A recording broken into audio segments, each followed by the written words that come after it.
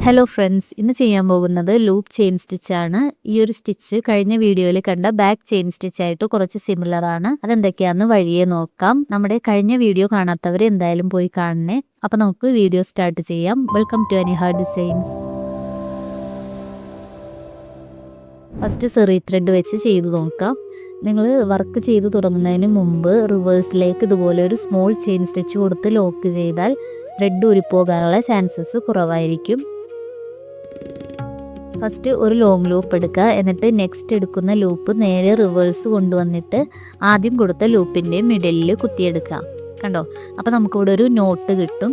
ഇതാണ് ആദ്യം പറഞ്ഞത് ബാക്ക് ചെയിൻ സ്റ്റിച്ചായിട്ട് സിമിലർ ആണെന്ന്.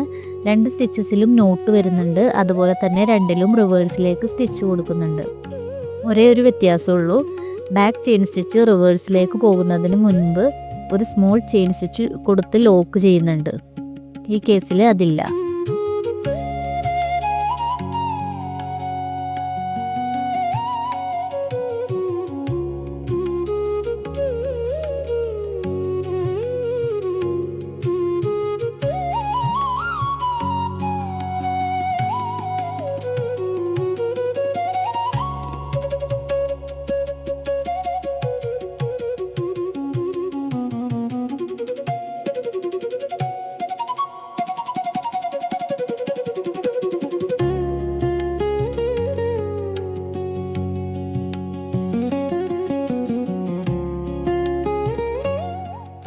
നെക്സ്റ്റ് സിൽക്ക് ത്രെഡ് വെച്ചിട്ട് ചെയ്യാം. ഈ back chain stitch, loop chain stitch, അതുപോലെ ഇനി ഒത്തിരി സ്റ്റിച്ചസ് വരുന്നുണ്ട്.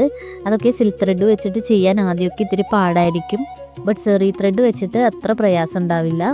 സോ സിൽക്ക് ത്രെഡ് വെച്ചിട്ട് പ്രാക്ടീസ് ചെയ്യുന്നതനുസരിച്ച് നിങ്ങൾക്കിത് മാനേജ് ചെയ്യാൻ പറ്റും. സിൽക്ക് ത്രെഡ് നീഡിലിൻ്റെ ടിപ്പ് വെച്ച് വലിക്കുമ്പോഴൊക്കെ പെട്ടെന്ന് ഡാമേജ് ആകാനുള്ള ചാൻസസ് ഉണ്ട്. പ്രാക്ടീസ് ചെയ്യുന്നതനുസരിച്ച് നിങ്ങൾക്കിത് ഓക്കെ ആയി വരും.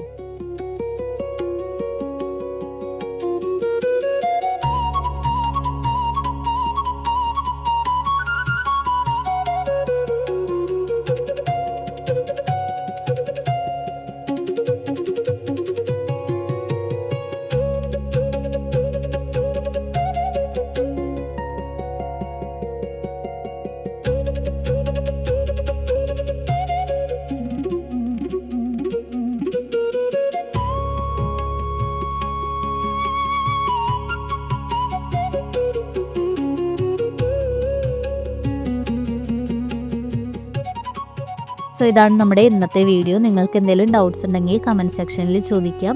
നിങ്ങളുടെ റിവ്യൂസും സജഷൻസും ഒക്കെ കമൻറ്റ് ഇടുക. അതുപോലെ തന്നെ ആരി വർക്ക് പഠിക്കാൻ താല്പര്യമുള്ള നിങ്ങളുടെ ഫ്രണ്ട്സിനും റിലേറ്റീവ്സിനും നമ്മുടെ വീഡിയോ ഒന്ന് ഷെയർ ചെയ്ത് കൊടുക്കണേ. വീഡിയോ യൂസ്ഫുൾ ആകുന്നുണ്ടെങ്കിൽ ലൈക്ക് ചെയ്യാനും നമ്മുടെ ചാനൽ സബ്സ്ക്രൈബ് ചെയ്യാനും മറക്കല്ലേ. അപ്പോൾ നെക്സ്റ്റ് വീഡിയോയിൽ കാണാം. Take care all. ബൈ.